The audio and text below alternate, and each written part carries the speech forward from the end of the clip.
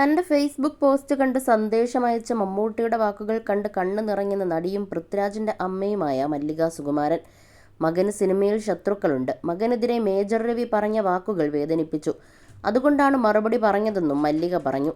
എനിക്ക് 70 വയസ്സു കഴിഞ്ഞു. സിനിമയിൽ ശത്രുക്കളുണ്ട്. മേജർ രവിയുടെ പോസ്റ്റ് കണ്ട് വേദനിച്ചാണ് സമൂഹ മാധ്യമങ്ങളിൽ അങ്ങനെയൊരു കുറിപ്പ് എഴുതിയത്.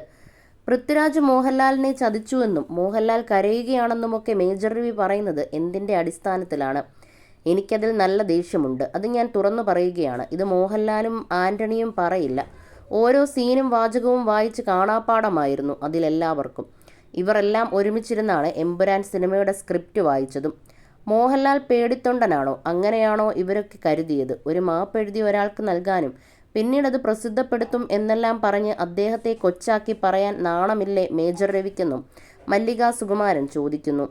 മോഹൻലാലിന്റെ വ്യക്തിത്വത്തെ വരെ ബാധിക്കില്ലേ അത്? ഞാൻ മേജർ രവിയെ വിളിച്ചിരുന്നു. നിങ്ങൾ എന്തിനാ ഇങ്ങനെയൊക്കെ എഴുതിയതെന്ന് ഞാൻ ചോദിച്ചു.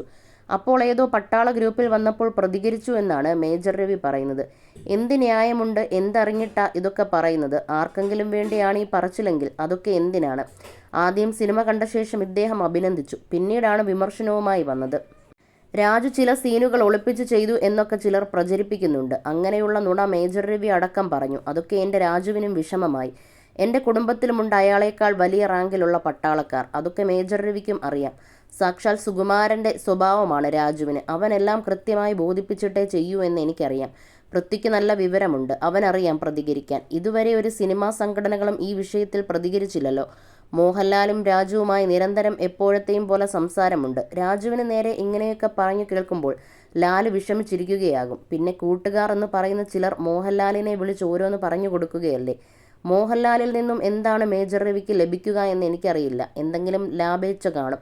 അല്ലെങ്കിൽ സിനിമ കണ്ട ശേഷം ചേച്ചി എനിക്ക് അമ്മയാണ്, ഇത് ചരിത്രമാകേണ്ടുന്ന സിനിമയാണ് എന്നെല്ലാം പറഞ്ഞ് എന്നെ കെട്ടിപ്പിടിച്ച ആളുകൾ അടുത്ത ദിവസം മോഹൻലാലിനെ പൃഥ്വിരാജ് പറ്റിച്ചു എന്ന് പറഞ്ഞ് പോസ്റ്റ് ഇടുന്നതൊക്കെ എത്ര മോശമാണ്. അതൊക്കെ ആർക്കു വേണ്ടിയാണ് ചെയ്യുന്നതെങ്കിലും മോശമാണ്. എന്തിനാണ് അവരൊക്കെ ദൈവകോപം വാങ്ങിവെക്കുന്നത്? ഇവരൊക്കെയാണോ രാജ്യം കാക്കുന്നവർ? മുരളി ഗോപിക്കുള്ള വിഷമം ഇവർ എല്ലാവരെയും പറ്റിച്ചു എന്ന് പറയുന്നതിൽ മാത്രമാണ്. ഞാൻ മോഹൻലാലിനെയും ആന്റണിയെയും വിളിച്ചിരുന്നു. ഫോണിൽ കിട്ടിയില്ല. അപ്പോഴാണ് മേജർ രവിയെ വിളിച്ചത്. എൻ്റെ ഫോണിൽ വരുന്ന മെസ്സേജുകളും കോളുകളും നിറയുകയാണ്. മമ്മൂട്ടിയുടെ മെസ്സേജ് വന്നിരുന്നു. അദ്ദേഹത്തിന് ഒരു അസുഖവുമില്ല. ഒരു 3 മാസത്തേക്ക് ചെറിയ ഒരു അസുഖമുണ്ടെന്ന് മാത്രം. അദ്ദേഹം കുടുംബത്തോടൊപ്പം ചെന്നൈയിൽ വിശ്രമിക്കുകയാണ്. ഇന്ന് പെരുന്നാളാണ്. ആ പെരുന്നാളിൻ്റെ തലേന്ന് പോലും മമ്മൂട്ടി എനിക്ക് മെസ്സേജ് അയച്ചു.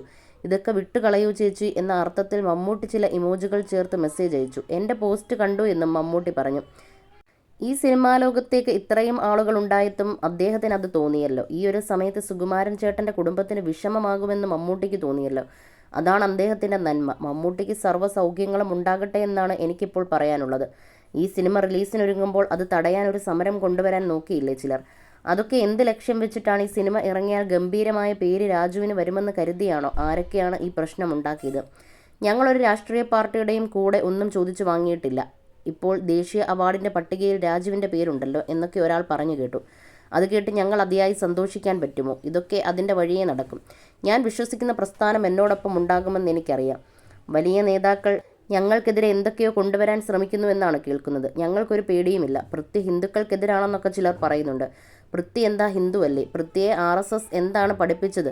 ഈ കാണുന്ന ഇപ്പോഴത്തെ കുഞ്ഞു പിള്ളേരല്ല. RSS എന്താണെന്ന് എൻ്റെ മക്കളെ പഠിപ്പിച്ചത് KG മാരാർ സാറും PP മുകുന്ദൻ സാറും ഒക്കെയാണ്. അവർ ഇന്ന് ജീവിച്ചിരിപ്പില്ല. അങ്ങനെ RSS ആവാൻ വേണ്ടി പഠിപ്പിച്ചതുമല്ല.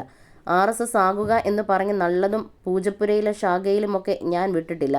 അവിടെ പോയാൽ വ്യായാമമൊക്കെ ചെയ്യുന്നതും സൂര്യ നമസ്കാരം ചെയ്യുന്നതുമൊക്കെ നല്ലതാണെന്ന് ഞാൻ പറഞ്ഞിട്ടുണ്ട്. അന്ന് 5ലും 6ലുമൊക്കെ പഠിക്കുന്ന കുഞ്ഞു പിള്ളേരാണ്. അന്ന് പോയിട്ടുമുണ്ട്. അന്ന് തൊട്ട് RSSലെ മുതിർന്ന നേതാക്കന്മാരെയൊക്കെ ഞങ്ങൾക്കറിയാം. അവരുടെ ഭാഷയ്ക്കും പെരുമാറ്റത്തിനും സഭ്യതയുണ്ട്. RSS എന്താണെന്ന് എന്നെയും എൻ്റെ മക്കളെയും ആരും പഠിപ്പിക്കേണ്ട. പിണറായിയും നയനാരും കരുണാകരനുമൊക്കെ ബഹുമാനം ലഭിക്കുന്നത് അവർ ജനങ്ങൾക്ക് നന്മ ചെയ്തു എന്നതുകൊണ്ടാണ്.